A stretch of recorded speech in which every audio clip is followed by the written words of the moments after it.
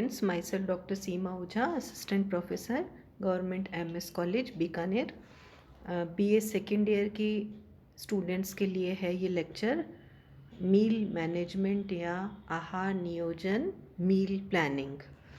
Meal planning से तात्पर्य है कि संतुलित आहार के निर्माण के लिए आहार को जो बैलेंस किया जाता है, जिसमें सारे न्यूट्रिएंट्स प्रेजेंट हो, वह मील प्लानिंग कहलाता है। एक व्यक्ति के लिए आहार नियोजन करना सहज, सुगम, आसान एवं सरल है, परंतु एक परिवार के लिए जब उसको एक साथ किया जाता है तो उसमें सभी सदस्यों की किस तरह की आहार की उनकी आवश्यकता है, उसके अनुसार ध्यान में रखते हुए मील प्लान किया जाता है। व्यक्ति की उम्र, उसकी क्रियाशीलता, लिंग, विशेष शारीरिक अवस्था आदि भिन्न भिन्न अवस्थाएं हैं, उन सबको ध्यान में रखते हुए मील प्लान किया जाता है। उसके लिए आहार नियोजन करना असंभव तो नहीं, परंतु कठिन हो जाता है कि सभी को ध्यान में रखते हुए किस तरह से मील प्लानिंग की जाए, क्योंकि हर एक सदस्यों को पौष्टिक मांग है वो उनकी अलग अलग है। उस पर भी यदि परिवार की आय कम है या मध्यम है तो आहार नियोजन करना और भी मुश्किल हो जाता है। भोजन के 7 समूह हैं, भोज्य समूह हैं।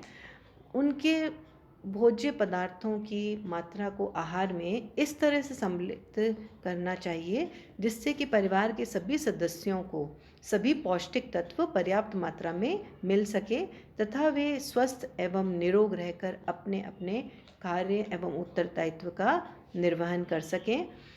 पूर्ण कुशलता से अपना कार्य करें, उसके लिए संतुलित आहार होना ज़रूरी है। संतुलित आहार हम तभी बना सकते हैं जब हम मील को प्लान करेंगे या मील प्लानिंग करेंगे और उनमें हम इन सभी बातों का ध्यान में रखेंगे कि कौन से साधन या भोज्य पदार्थ अभी उपलब्ध हैं।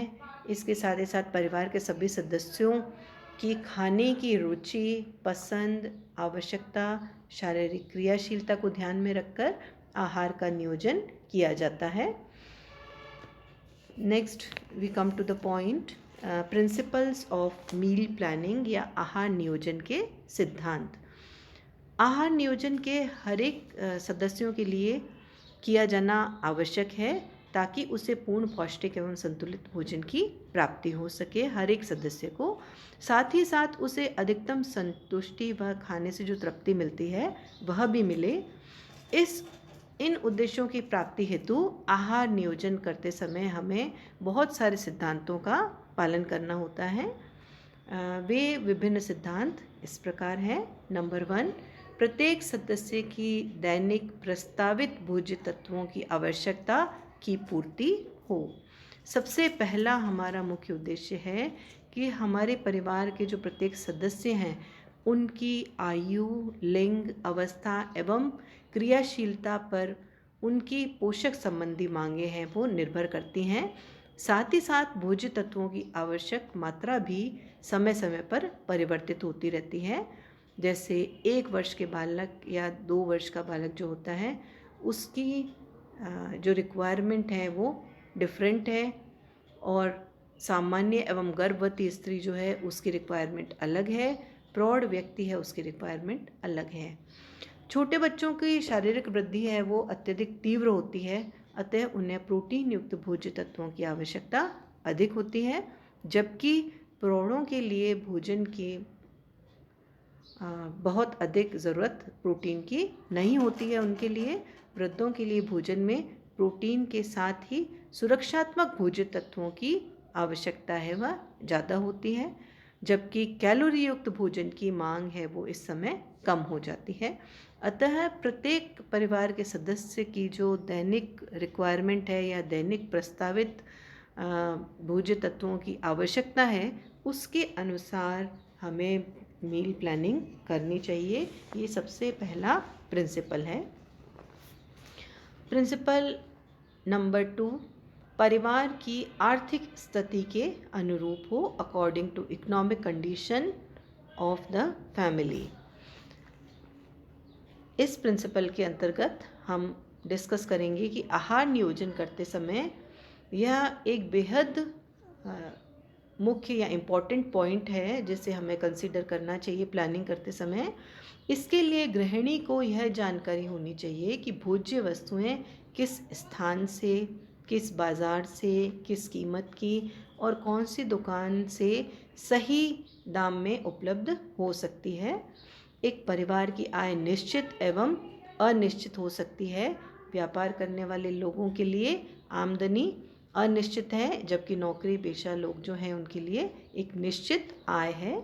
अतः गृहिणी को अपनी आय को ध्यान में रखकर आहार नियोजन करना चाहिए। कई बार मेहमानों के आगमन से परिवार की संख्या में अचानक वृद्धि हो जाती है।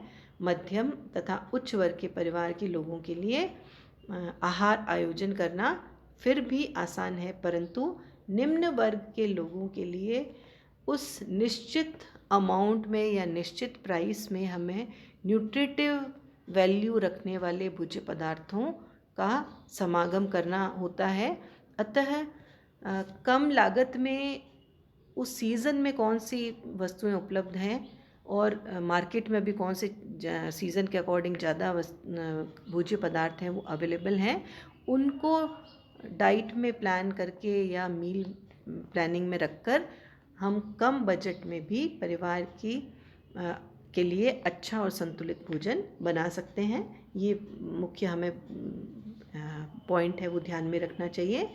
नंबर 3 थर्ड प्रिंसिपल है अधिकतम तृप्ति मूल्य प्रदान करे, प्रोवाइड मैक्सिमम सेटिस्फैक्शन वैल्यू। आहार नियोजन इस तरह का होना चाहिए जिससे कि परिवार के हर सदस्य की अधिकतम तृप्ति एवं संतुष्टि उससे प्राप्त हो। यहाँ तृप्ति का अर्थ है अगले भोजन तक व्यक्ति को भूख की संवेदना जागृत नहीं हो तथा भोजन का स्वाद, रचना एवं सुगंध उसे लंबी अवधि तक याद रहे या खाना उसको सेटिस्फाई करे। अधिकतम तृप्ति एवं संतुष्टि प्राप्ति हेतु इन बातों का ध्यान रखना चाहिए, जैसे कि भोज्य पदार्थ हैं वो पर्याप्त मात्रा में हो, लोगों की संतुष्टि मूल्य तब उन्हें प्राप्त होता है जब उनकी स्वाद के अनुसार हो, स्वादिष्ट हो, उनकी कलर और अपीयरेंस हो, जो फ्लेवर हो वो उनको सभी लोगों को पसंद आए, इस तरह का हो, रंग में विविधता हो, वैरायटी हो खाने में, तब जो भोज्य पदार्थ है वो अधिकतम संतुष्टि प्रदान करता है। तो यह भी पॉइंट है हमें प्रिंसिपल ध्यान में रखना चाहिए कि हमारे सारे परिवार को भोजन से अधिकतम संतुष्टि या तृप्ति मूल्य प्राप्त हो। आगे के पॉइंट हम नेक्स्ट वीडियो में डिस्कस करेंगे। आज हमने 3 प्रिंसिपल्स और क्या है मील मैनेजमेंट या मील प्लानिंग वो हमने डिस्कस किया। आज हमने 3 प्रिंसिपल डिस्कस किए। फर्स्ट, प्रत्येक सदस्य की दैनिक प्रस्तावित भोज्य तत्वों की आवश्यकता की पूर्ति हो, इस तरह का हमें मील प्लान करना है। सेकंड प्रिंसिपल, परिवार की आर्थिक स्थिति या बजट के अनुरूप हो। और थर्ड है अधिकतम तृप्ति मूल्य व भोज्य पदार्थ प्रदान करें। थैंक्स।